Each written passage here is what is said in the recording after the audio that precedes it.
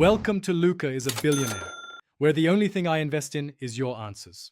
You begin by confirming your account and making a backup. This prevents data loss if sync changes. Sign into the same Microsoft ID in OneNote and the Office account. Once done, check for app and OS updates and restart OneNote so caches refresh.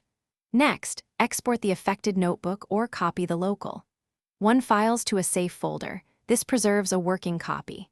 These steps create a stable baseline, reduce variable issues, and let you proceed safely into targeted sync repairs. You now tackle conflicts and cached corruption. First, open the notebook's sync status and take note of any error codes or listed conflict pages so you know what to fix.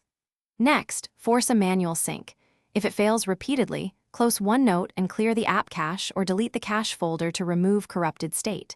Then open conflicted pages, merge duplicated content, or copy important sections into a clean page and save. These actions remove blockers and create a consistent version for cloud sync.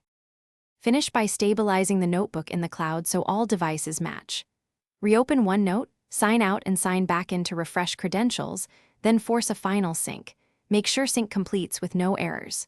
If problems persist, move or copy the notebook to OneDrive and open it from the cloud to replace the local copy, because cloud hosting often resolves hidden corruption.